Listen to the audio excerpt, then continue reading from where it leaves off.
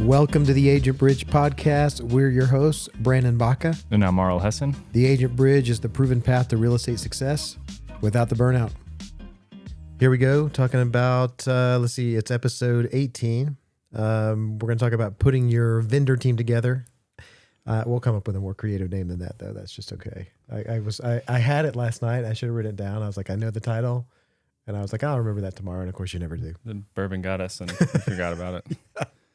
Yeah, we had a agent event last night. And also we were doing some recording all day yesterday, some marketing videos and stuff like that. So yeah, that said, we'll jump into this. But before we go into the vendor team, I want to talk about a couple of things. And really we like to give, market updates every, so often on these podcasts. So you kind of know where you are and can speak from a place of experience and expertise on what the market conditions are looking like. But we found, so Inman put out an article that Gary Keller, where Gary Keller was interviewed or spoke on stage and was talking about the difference in market.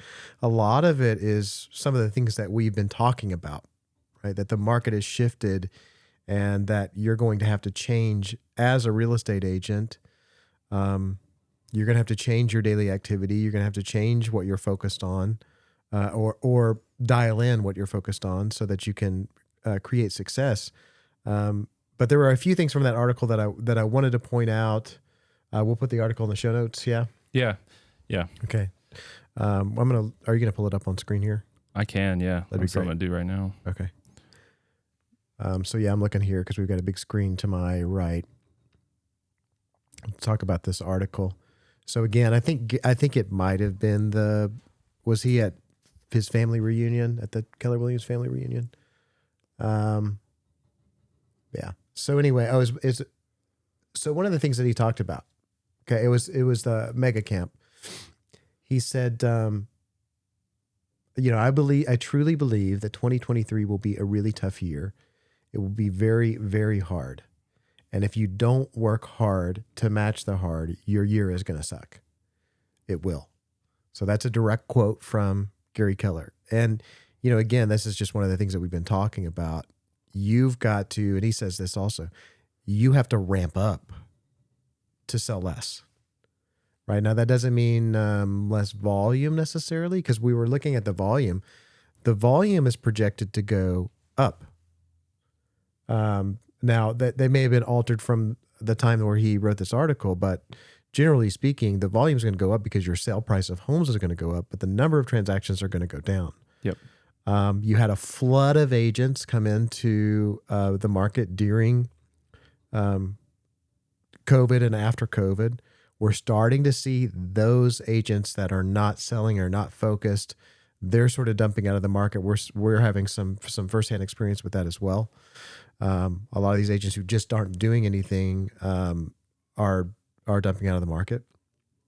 And so your average number of sales per agent has the potential to go up. But more importantly, I want to talk about this from an individual and what you need to do.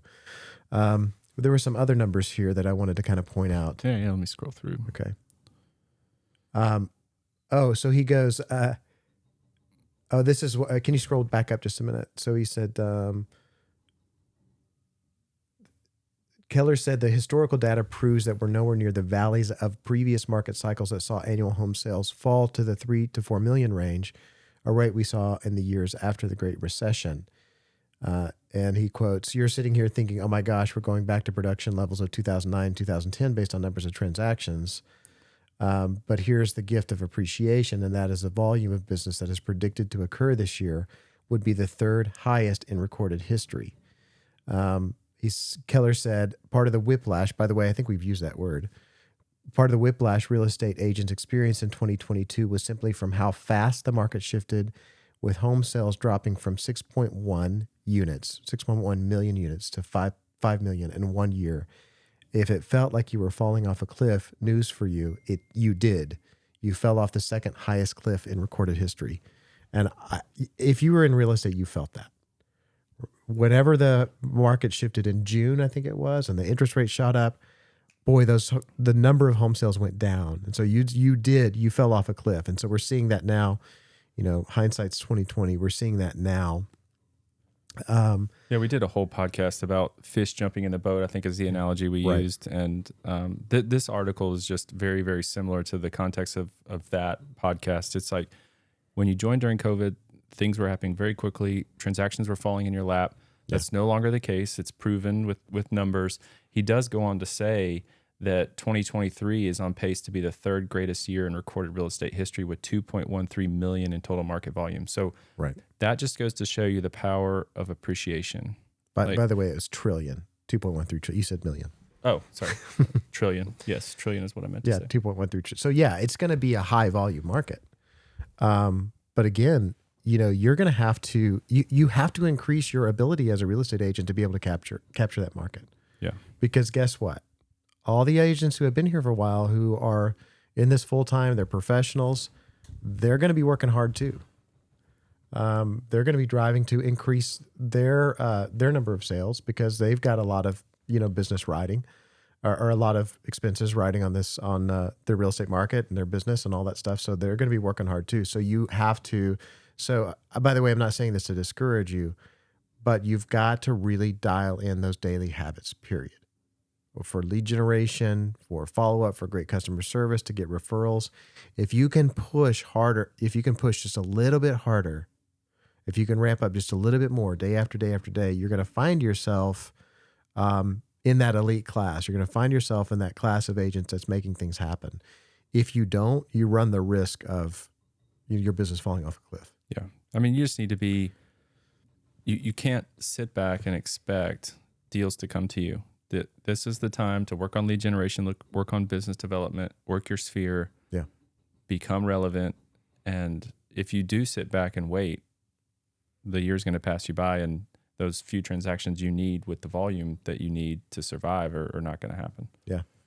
So, so stay after it, work hard, and let's kind of get into our content here with creating your vendor team. This is something we may have kind of talked around a little bit in previous episodes, but I wanted to really dig into to creating your vendor team because it's so extremely important in creating smooth and successful transactions. Having the right people around you. And by the way, you don't have to know everything about mortgage. You don't have to know everything about title work and legal things. And, you don't need to know how to, fix everything in a house. What you do need, though, is you need a great team of people around you. Yeah. And this doesn't just apply to existing agents. It applies to new agents too. A lot of times new agents, they get started trying to learn everything themselves and forego finding a good vendor team. Then they get their first property under contract and it's, they don't have anybody around them to help. Right. So that's when deals fall apart. They don't have a good lender to call. They need repairs. And then they're like, oh, who do I call for that? Well, Right. So these are things you have to work on ahead of time. And nobody wants to hear, no client wants to hear, hey, here's somebody that you could try, but I've never tried them before. Yeah. Like they might stink, they might not. They want to hear, this is my referral and they're a good partner. And the way you do that is you meet with these people in person, build up good rapport, and they will want to do a good job for you. Yeah. You have to meet with them in person. It can't just be, you look through the yellow pages, you find somebody and they're my new contact. It's too critical. I mean, there's so many just like moving parts in a transaction. I think somewhere between 35 and 38 people touch a transaction between underwriters and lenders and title companies and all the people that they have working for them and the inspectors. And there's so many humans involved. You need to reduce your variables. And one of those variables is having those really great partners who know what they're doing, where you're not having to like, it's kind of like a group project. Yep. When you're in school, you don't want to have that person that's dragging up the rear. You want to have all A players on your team. And you're absolutely right. You need to meet with these people in person. But the other thing that I would do is go to experienced agents or your mentor or your broker and say, who should I use for these things? Yes, for sure. Because they're going to know, from a broker standpoint or from an experienced agent, they know they've got to reduce their variables. So they want to delegate that portion of the transaction to that vendor. So it's just, they know it's taken care of and they know what to expect, right? Yeah. They're not going to expect things to fall through the cracks. But let's just jump into the mortgage lender part of it, or, your loan originator. And again, this is one that's so critical. I've had so many deals go wrong because the wrong lender was in place. And a lot of times it was because, I have a lender that I work with. Obviously I work with you as my lender, but I've had, sometimes my clients will come and they'll bring their lender, and that's fine. You have, it's like, I understand that where they've got, a friend or a family member or whoever, but it's worth getting them in touch with your lender, or one or two lenders that are going to do a great job, and have them at least give them the opportunity to win that business, because it's massive variable where I've just had these lenders that just completely mess up the deal. They run numbers wrong. They don't explain things to the customer. Don't explain things to the customer. Don't stay on top of it. Yeah, don't follow up. Wait till the last minute to do stuff. And I would say of all the vendors that we're going to talk about, the lender is the most difficult one, especially for new agents, to sell your person, to sell your client on your person, because a lot of times people have their own bank relationships. They have their own credit union. They're maybe they're military and they've got like USAA or something like that, and they don't want to leave these people. And it's not easy to sell them on why they should talk to your person. Right. That one is the most difficult to do the conversion on, but it's the most important, as Brandon just alluded to. I think it's one of the people in a transaction that can make it fall apart the quickest. Right. And one of the things that I use to get them to at least give my preferred vendor an opportunity to win the business is say, hey, I'll say, hey, are you happy with the lender that you're using? They say, yeah, we're using whoever it is, USAA, or we're using, our credit union. I said, well, it always makes sense to run it through another person just to make sure all of those things are correct, right? That everything is lined up for you to have the best situation for yourself. So yeah, that typically is what I'll say to get them over. And the other thing that they may be afraid of is that their credit's going to be affected if they're. I was just going to point that out. So for agents who aren't aware, that is a concern. I mean, somebody says, hey, I don't want 3 different lenders to run my credit because I don't want my credit to go down by 20 points.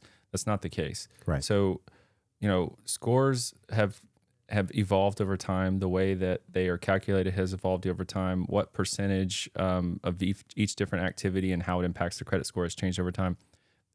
Lenders look and credit scores evaluate people based on that as an episode. So if someone goes out within a 30-day window and shops 4 or 5 different lenders for mortgage rates, and they're getting hard pulls, that all is one event.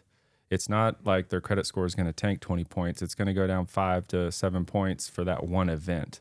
And as long as you keep that shopping in a 30-day window, they're fine. So do your shopping. I mean, because the rates matter, and how your lender operates throughout a transaction matters. So do your shopping, do your due diligence, keep it within that 30-day window, and the client's going to be fine. Can I tell you my lender horror story? Sure. Okay, so I had these clients that were buying it was a somewhat historic property, and it had a guest house on it.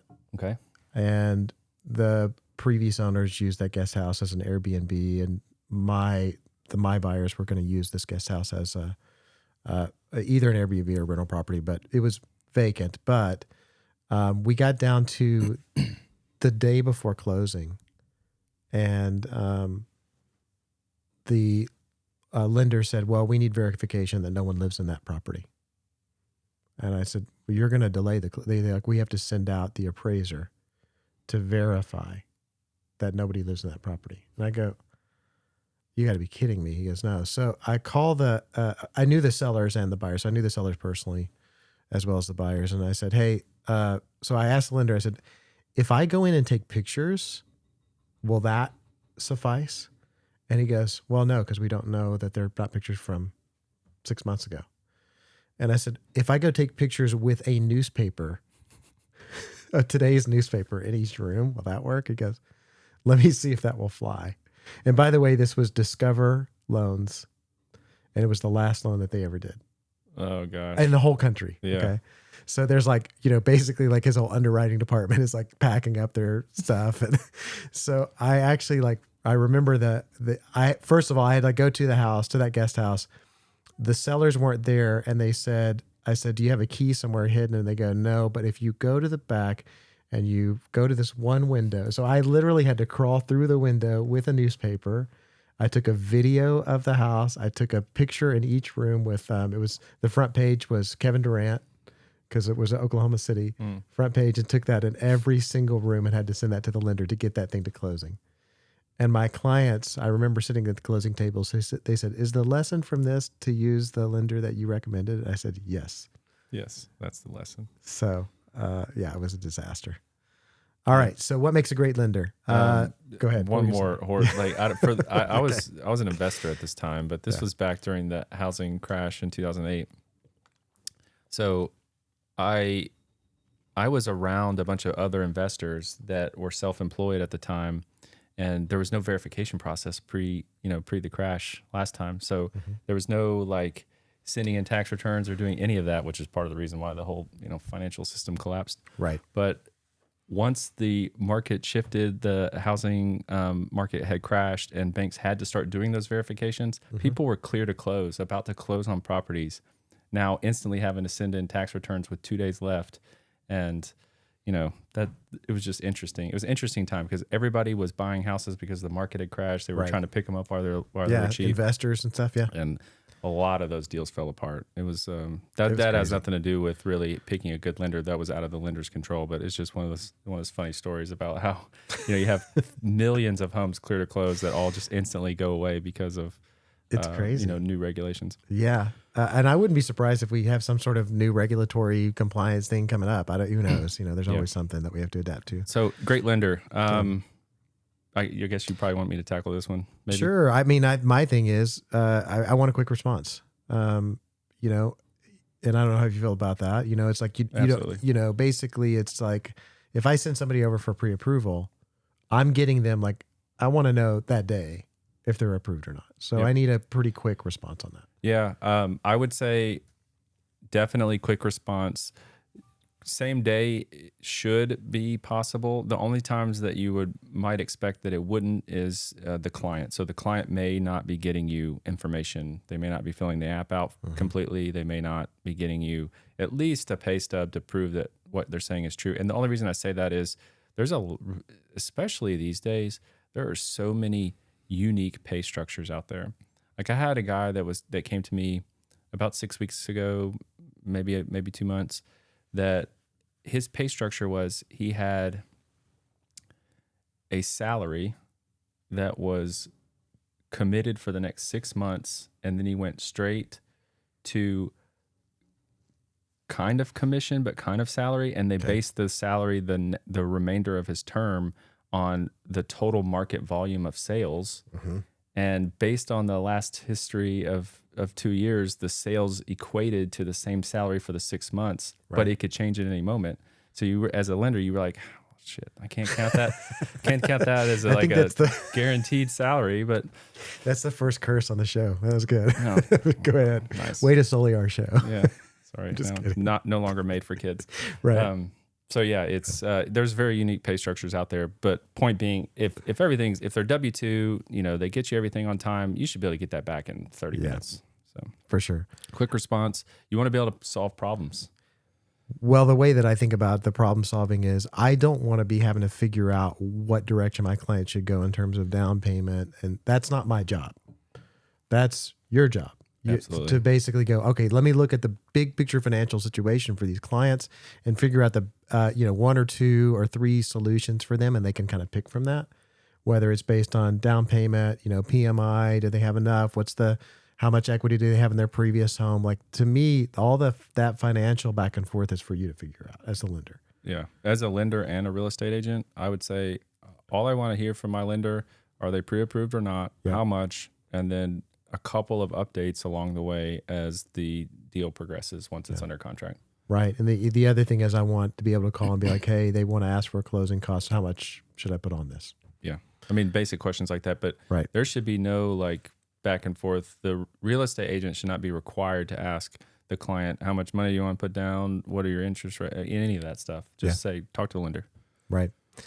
The other thing is staying on top of follow-up. So I look at the mortgage person or the lender as my partner in selling the deal, right? I want them following up with the client and me following up with the client to get them to the place where they're ready to buy. So that way it's like, I know it's like I have another team member working on it. And because sometimes the lender's going to do better with the client because the lender's going to be talking you up, or sometimes the realtor's going to do better and can talk up the lender. But typically what I find also is that the people are going to be a little more open with the lender in terms of their financial situation. And so you can kind of get to the bottom of stuff versus a lender. But to me, it's a team effort in terms of getting that client under contract or even getting that client to use you. Yeah. I was actually on the phone with somebody yesterday who said, hey, I'm shopping you around. And I'm like, all right, great. Always do that. And she said, I talked to the other lender though, and rates are headed back to 7. She was like, I'm just going to put my whole search on pause. And I'm like, well, hang on, like what, you need to move. You've told me your story. What's your holdup? And she's like, well, here's what I want to be on a monthly payment perspective. And it's like, yeah, we can get you there. And guess what? If rates head to 5 in 6 months, you can refinance. She was like, oh, you can? I was like, yeah. So, that leaving that conversation, she was like back on the market, but it just took one conversation with somebody and her hearing that the rates were at 7 for her to say I'm out. So it is a sales process for both the lender and the real estate agent. That happened to be a different lender that made her feel like she needed to pull out, but she's back on the market. She's back searching. So. Right. See, that's exactly what I'm talking about. Is I want my lender working with me to keep that client in play and to get them under contract. Because, by the way, it is a good time to buy a house. You can get a great deal. You can get concessions, and you can refi when the rates go down. Yeah. So there's less competition. Anyway, we said that a ton. Especially, new construction right now, just like money's falling out of the sky from the builders. Yep, for sure. Also, your inspector. Okay, this is another one. If your inspector ever says, I wouldn't buy this house, it's the wrong inspector. Get them out of there. I don't like drama queens. I've had them, where we had one in Oklahoma City that, there wasn't a realtor in town that didn't hate this particular inspection company and this inspector. But he just like that. His thing was like, I guess he loved killing deals because your inspector is the most likely to kill your deal. Yeah. You want somebody who's going to be realistic with you about what they find, but who says nothing can't be fixed with time and money. It's true. Well, yeah, it's well, by the way, the inspection will kill your deal, and the inspector can play a part in that because all of the repair back and forth and what we talked about last week in negotiation. If you haven't listened to that episode, go back because we talk about the back and forth on the inspection results because that'll kill your deal. But you want them to provide, like I had a great inspector and have a great inspector, and they say, hey, listen, I'm going to go, they prep the clients. I'm going to go through this laundry list of repairs. I'm going to notate every single thing that's wrong. Keep in mind, everything can be fixed. Everything can be fixed. Everything can be fixed. And they need to be realistic with you, like I said, but it's just, that's the attitude they need to have. Like, don't ever provide your opinion about whether or not you would buy this house. That's not your job. Your job is to line out everything that's an issue that needs to be addressed, everything that's maybe less important that doesn't have to be addressed, and then, provide some guidance from there.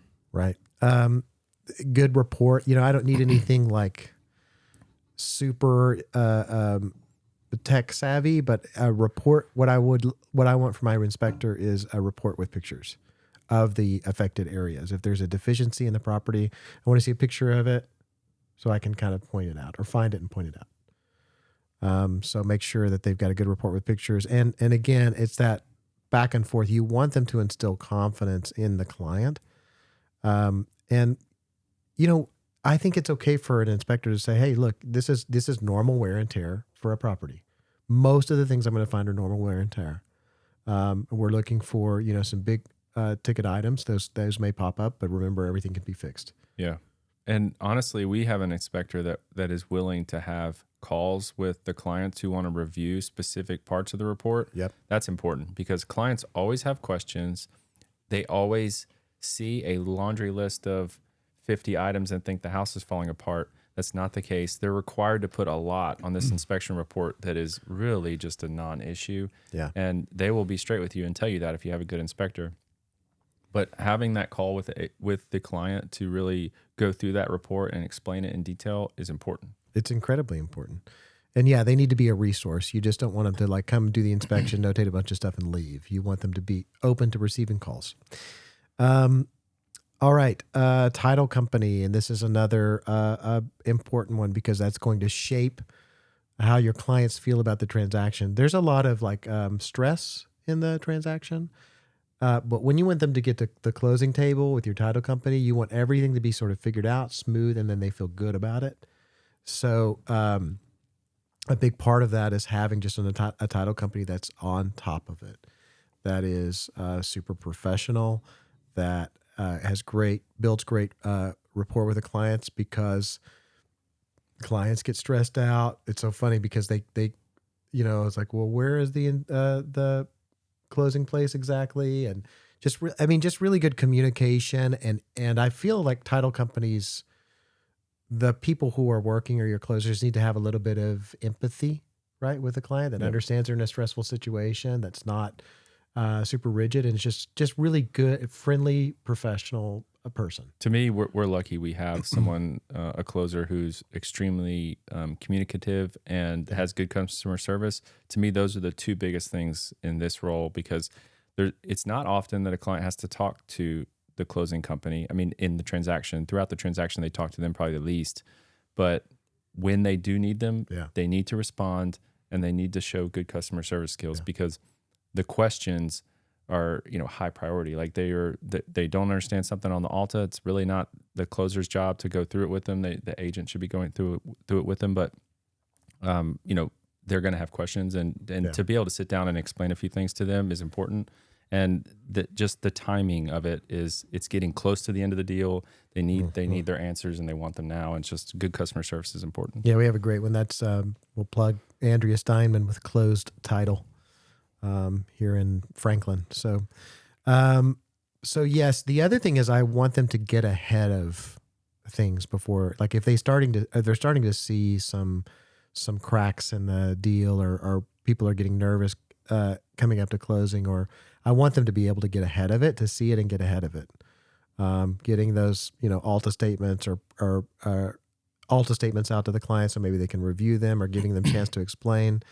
Because you don't want all that stress at the closing table. Another one is if they've got a client, by the way, this is just a good tip for you. If you have a client that's a very particular type of, like an engineer, a pilot, whatever, get them the documents the day before so that they can read through them at home, right? Because you don't want to be sitting at closing for 3 hours. But some people want to read every part of the document. That's fine, right? I don't have a problem with that, but you don't want to be sitting there at the closing table going through all that. But I've had my experience, I've had great title companies that can sense that, and then they get ahead and get the information and all that stuff to the client before we get to the closing table, so we can solve any problems before we get there. Yeah, and it's not super intuitive to read those Altos, right? Like it's they're debits super and credits, confusing, and like the way everything's worded, and you look at it and you're like, I still have to and I've seen a bazillion of them, right? I still have to kind of reorient my brain, because you're right, it doesn't really, when you look at it just as a regular consumer, it doesn't make sense. No, and so you can expect, you understand why people are asking you these questions.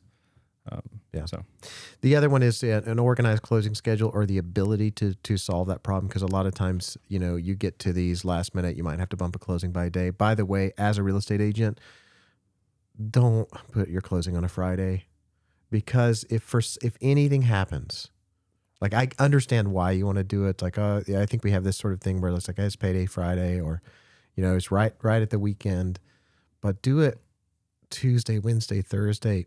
Do it on a day that you've got a little bit of space, that if we need to bump it a day, it doesn't mess up somebody's whole life. Because the problem is if we bump from a Friday to a Monday, we lose a whole weekend. Yeah. Like if we have to bump from a Tuesday to a Wednesday, that's Thursday's my day. Like for personal deals, I'm picking Thursday. Yeah, me too. You can close on Friday if you need to, but you can take Friday off and have the Thursday, Friday, Saturday, Sunday to move. Right. But yeah, Thursday, even earlier in the week could be good too, but Thursday is the day I usually pick my own personal closings. Yeah. The other thing is for sellers on closing, I would always just, talk to the title company, and I'd have them come in like the day before. I think the idea of everybody needs to be at the closing table at one time, Yeah, that one's that doesn't need to happen, especially for sellers. It's their closing's 10 minutes. yeah, and they can come in and sign whenever they want. Be Right. done. So I try to make that as easy as possible for them and not kind of create everything in one sort of small area of time. Yeah, and one other thing on closing companies, and I didn't even think of this one until last night. We were sitting at the table after the event as we were all like kind of cleaning up, and we were talking to our closing company. She was there at the event, and being able to identify clients that need to close in person Yep. versus clients that you can totally close remote and there's going to be no issues. Yeah. Our Andrea is very good at identifying that. She was, really, she was emphatic that this client needed to close in person because she knew they were going to have a lot of questions. They Right. didn't, and sure enough, after the fact, they had a ton of questions. So just being able to identify that, because remote closings are awesome. Like being able to do those now is just amazing. Like get it done in your own homes. A mobile notary can come out. All that's very, very cool, but some clients are not suited for that. And so having a closing company that can identify that's important. Yeah, I had a closing. One more horror story. I had a closing. This has actually been like 3 weeks ago, where the client refused, wanted verification that that it was a real title company and that we were a real real estate company, and wanted to see licenses. Like we're having pull licenses out of them. And I remember my brother-in-law was in town, and so I was having lunch with him at a restaurant. I was close to the office. And I was like, you're not going to believe this. I'd have to go verify my real estate license to a client so that he'll close. And so the sad thing was I left just in a rush. And so I left my wallet. And so he wanted to see that I was the person on my real estate license. And fortunately, I had my passport in my work bag from a trip that I had taken. And so I had to bring my passport to verify that I was Brandon Baca that had this real estate license that was the broker owner. It was crazy. Anyway, but Andrea was fantastic. She was just like, no, we can get that. No problem. She was very understanding. And a lot of times something like that would get someone very irritated. And she handled it so well. Okay. And by the way, that's super normal. People are just in high stress. Having a good handyman. You need somebody that can just go knock out. Like a lot of the stuff that's going to come up on an inspection they're pretty minimal, like deferred maintenance type stuff. And so having a good handyman that can come fix that stuff. Now, I don't know how you feel about this. The last time I sold my house, I had an inspector come over, do an inspection, give me the report. Then I went back and then I got a handyman to fix all the stuff. Yeah. Before we got to the deal, because I knew once we get in the deal, everything is going to be a problem. Yeah. Now there might have been a couple of things that weren't that big of a deal. Maybe I leave them just so the inspector has something to find. But generally speaking, I wanted to get ahead of that stuff, because what happens is when you get in these deals, the buyers want a licensed plumber to come fix a leaky sink, or they want a licensed electrician to replace a light bulb. That's exaggerating a little bit. Yeah, no, I think that's a solid move. And everybody has a different perspective on this. Yeah. Me personally, if I'm on the real estate side, I'm taking my mortgage hat off for a minute. I always want my clients to ask for credit and not for repairs, because the seller is going to repair that like they're not going to be there in 2 weeks. Right. Your repair person is going to repair it like you are going to stay there. So ask for a credit. Don't nitpick them to go fix a bunch of stuff. Just ask for the credit and be done with it. And I agree. But I think it's good to maybe have somebody there just to kind of knock something out real quick. Yeah. Yeah. No. Yeah. Having a handyman is super important. I'm not saying there aren't things, and you might be in an FHA scenario where a lot of these things have to be fixed to close. There are situations where you're going to have to make repairs, but just in general, I don't want to see the sellers go find a handyman. I want my own handyman or to get a credit. Right. And you want them to be friendly, show up on time, things like that. They're super important. This is one for you folks that are in markets where you might have to employ a structural engineer, because, we've got agents in Oklahoma and Texas, and you've got clay soil or drought or, pretty pretty high level of heat, extremes, hot and cold. So that causes the ground to shift. And so having a good structural engineer, again, that's not a drama queen. I used to work on a lot of historic properties in Oklahoma City. And so my structural engineer was like another right-hand man. I had to have someone willing to come jump on it. And that they give you specifics that they're going, okay, again, everything can be fixed, but people are super afraid of structural stuff, terrified of anything that's like, they think the house is going to fall down. And, this guy, Fred, would come out and he'd go, okay, well, we just need a pier here in this particular area. And then we need to shore up the floor here and we're good. And that was like $600 repair. Yeah. These guys need to have the same attitude. Anything can be fixed. Yes. Yeah. Same attitude. And I've had structural engineers, again, that were extremely, they were drama queens and wanted, basically want to tear the house down and rebuild it. That's not who you want. You want somebody who's again, everything can be fixed, gives specific instructions or gives you kind of a layout on where it needs to do. And then we'll come spot check it to make sure. I had a guy one time, my client wanted the structural engineer. And so I said, I don't think we need that in this scenario, but it's, you're buying the house, whatever. Yeah. Bring out this guy, right? Sticks a marble on the floor and it rolls a certain direction, like slightly. And he's like, I think the foundation's shot. And I'm like, are you kidding me? I could go in any house in the world and sit a marble on the floor. And yeah, you might find a place in the house where it stops, but like any house has these little like variations in where the floor sits. And he's like, yeah, the foundation's shot. Oh my gosh.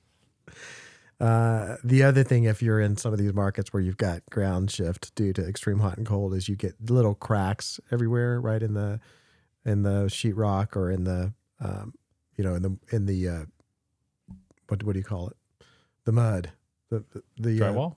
Drywall, but you've got that mud. So a lot of times in the corners. Oh yeah, you get like little cracks there, and people were like, "Oh, something's wrong with the foundation." Like, no, that's just settling. That happens all the time. Okay. And then also for you folks that are in extreme weather territories, you need a good roofer. Now, again, this is one that the best case scenario is for if you've had a hailstorm, if you have any thought there might be something wrong with the roof, go ahead and have the roofer come out before you put the house on the market, because I promise you it's going to be a massive deal, because a roof is such a high ticket item that the buyers are going to want, their roofer to do it.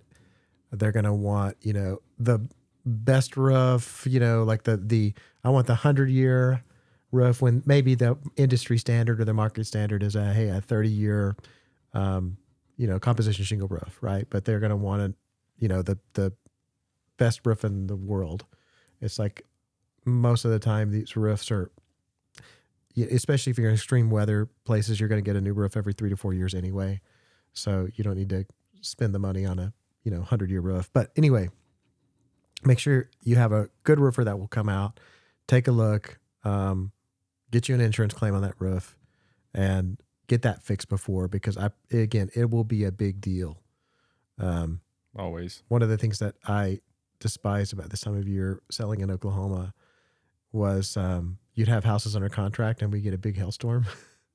And then now you've got all the houses, you have 3 houses under contract and all of them need a new roof. Yeah. Disaster.